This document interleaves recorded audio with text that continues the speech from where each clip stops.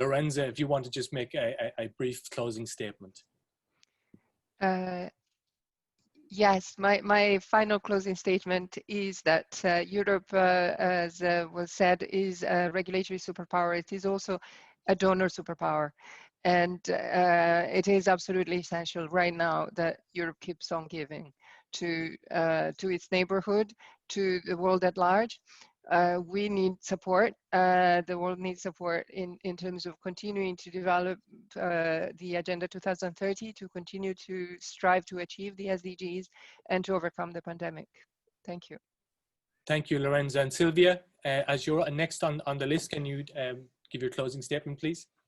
Yes, I would really like to promise what Lorenza has asked, but I'm afraid it's well above my pay grade. So I will, I will just say that yes, definitely Europe is really moving in the right directions, and I really hope to see that in the near future some actions will be taken not only for member states but also for the neighborhood and in the end for the world.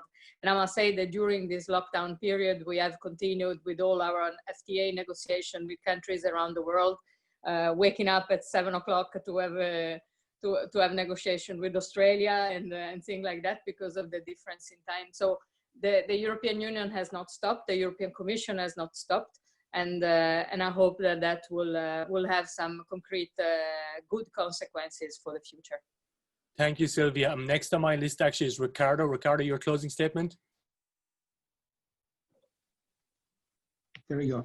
I got a glitch there. Well, thank you very much. I mean, I think this discussion was really interesting, and you will, Paula. I mean, normally I like to always to end in a positive, sort of and high-spirited note, but because I see so much groupthink here now, I just want to provoke a little bit sort of reflection as we take away from here.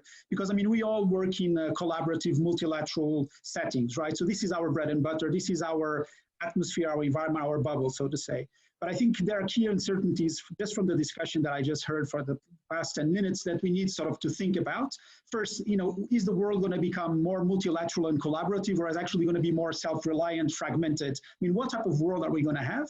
And also then on, as Pim mentioned, innovation. I mean, are the solutions for this crisis, are we going to be more innovative? In fact, are the agendas, the policy agendas going to be more innovative? Or rather, are we going to actually, because the crisis is so hard on us, that we're going to go back a little bit to things, you know, business as usual and not being able to take really the decisions that we do. So I think these are two key uncertainties that we need to keep in mind in going forward, and not just assume that, I mean, multilateralism and all the good things that all our organizations do, that they will be able to do it, because I mean, out there it's challenging, but I only do this to even increase more our motivation to fight for these things, because there are good things and it's the only way for us to get out of this crisis. Thank you, Ricardo. Thank you. Next on my list is Luis de Mello. Your closing statement, please, Luis. Thanks, Ray. I think there are two adjectives that come to mind when we think of COVID-19. One, this crisis is dramatic because of the human loss, the economic loss that is still going on. So we should never lose track of that. And the other adjective is that it's very exciting times. Exciting times because it's an opportunity of a lifetime for us to learn from what we are doing.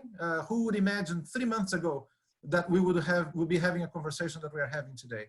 To identify what has worked and the errors that we'll have made, and to make sure that then by identifying good practices, learning from experience, putting our minds together, we make sure that we will be better off next time to face a shock of this magnitude, which I hope we will not face in our lifetime anyway. Thank you very much, Luis. And last but not least, you opened the talk for us, Pim, and your takeaway message, please. Well, thank you. I mean, from the World Economic Forum, I think we will continue to do our part to mobilize the business and the private sector to help us go through the recovery and to make sure that we don't spend all of this fiscal stimulus into old and outdated models. We really need to move forward. Again, innovation, innovation, innovation. And we cannot do this institutions and governments alone. We do need to work with the private sector and the industry on this. Thank you, Pim. And last but not least, I just have to close off this session. I mean, it's been brilliant, and I want to thank each and every one of you individually.